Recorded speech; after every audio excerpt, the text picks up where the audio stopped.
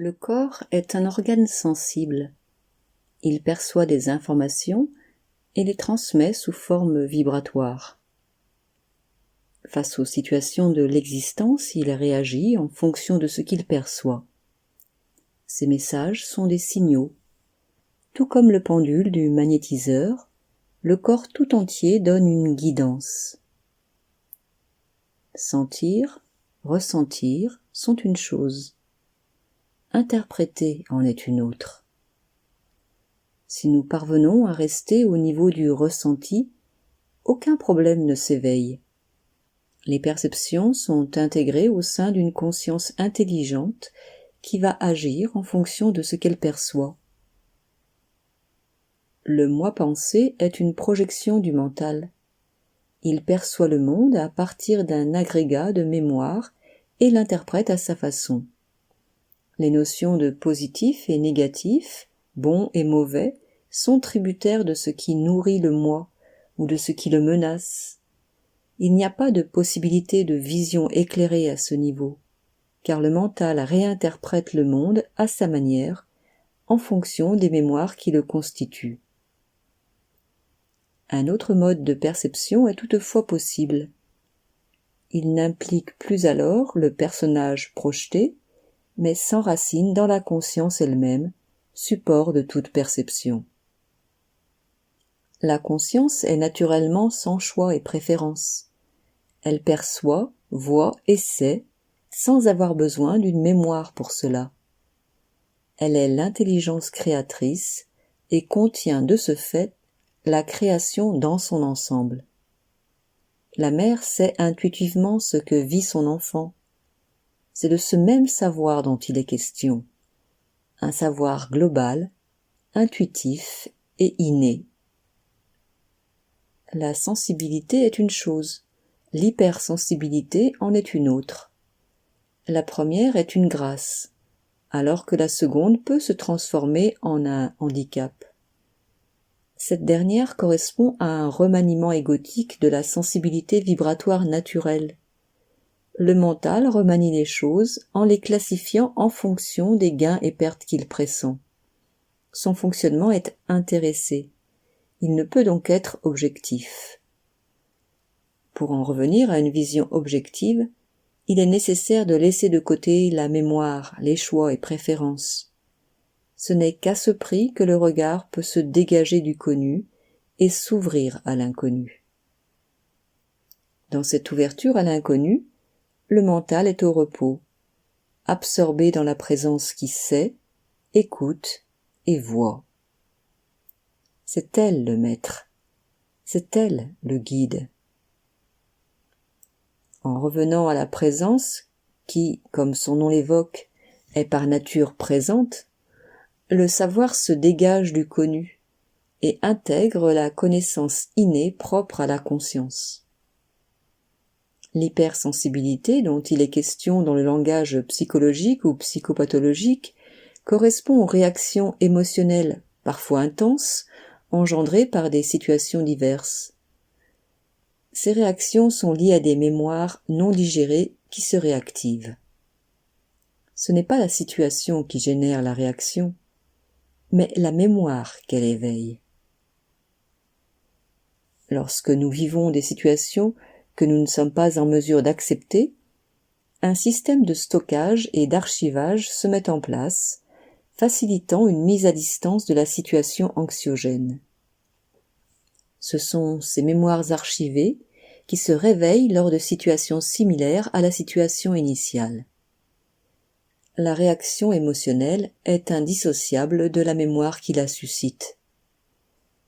Se libérer de la réaction signifie se libérer de la mémoire.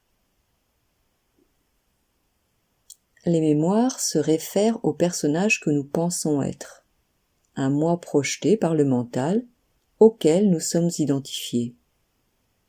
C'est cette perspective du moi projeté qui engendre la réaction dès que le personnage est remis en cause dans son existence et dans ses croyances. Il n'y a pas de possibilité d'éviter ce type de réaction, mais il est possible de remonter à son origine. L'origine de la réaction se situe dans la pensée moi. C'est cette pensée qui est à l'origine de toutes les mémoires qui la prolongent. Dans les divers scénarios archivés, il n'y a qu'un seul et même personnage, toujours présent, qui est au centre des situations. Tant que ce personnage n'est pas vu, identifié et résorbé, il est illusoire de remédier à la réactivité émotionnelle. Les méthodes et stratégies restent dans la sphère de l'ego, et l'ego ne peut se débarrasser de l'ego. Un sentiment d'impasse va alors émerger, une fois que les stratégies égotiques auront dévoilé leurs limites. L'impuissance ressentie est salvatrice à condition qu'elle soit resituée par rapport à la représentation mentale de moi-même, et non à la réalité de ce que je suis. S'il est bien vu que c'est l'ego qui est bousculé et fragmenté par les chocs répétés des situations stressantes, alors ces traumatismes vont être compris et intégrés comme étant nécessaires pour préparer la dissolution du personnage imaginé par mon mental. Le valet doit s'effacer pour qu'apparaisse le maître qu'il cachait. La projection mentale doit ainsi s'effacer pour révéler la lumière qui l'éclaire et la transcende. D'un tel point de vue, il n'y a pas d'autre refuge que le soi, nom parfois donné à ce qui transcende le corps mental et n'est pas asservi à lui. La personne ne peut trouver la paix, car c'est elle qui en masque la lumière. Dans son absence, il y a présence. Dans la présence, rayonne la joie et la paix sans cause. L'absence de moi-même n'est ainsi pas une mort, mais une révélation de la vie véritable, celle qui n'est pas remaniée par un mental réducteur.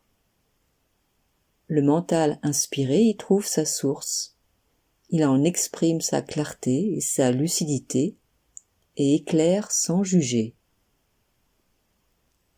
L'émotion amoureuse n'appartient pas à la personne, mais à l'amour lui-même, qui n'est rien d'autre que la conscience-présence. L'amour est quand je ne suis pas. C'est ainsi que l'état amoureux conditionné par le mental laisse place à l'amour véritable, inconditionné, ce qui veut dire non conditionné par les choix et préférences de la personne. La personne est une fiction. L'être est réalité. Il est présence, silence et félicité. C'est en lui que se trouve le repos et la tranquillité. Réaliser ce que je suis, c'est transformer l'idée de ce que je suis en une réalité vécue, une expérience directe, sans témoin, ni expérimentateur. Je sais que je suis ce que je suis, et tout ce qui est cherché et désiré n'est pas différent de ce que je suis. Le « je suis » est la source et le but du désir. Le désir naît et meurt en lui. Il est un mouvement au sein de l'immuable. S'il est suivi jusqu'à son point de départ, il est une piste qui mène infailliblement à ce que je suis avant la naissance du désir. C'est un oubli transitoire de ce que je suis qui génère le mouvement du désir, donnant l'impression que ce que je suis se situe là où je ne suis pas. À force de se chercher là où on ne peut pas se trouver, ce mouvement projectif s'éteint pour finalement disparaître. L'essence d'être est ce qui reste lorsque la projection est absente. Je suis, en dehors de toute pensée de ce que je suis, en dehors de toute idéation.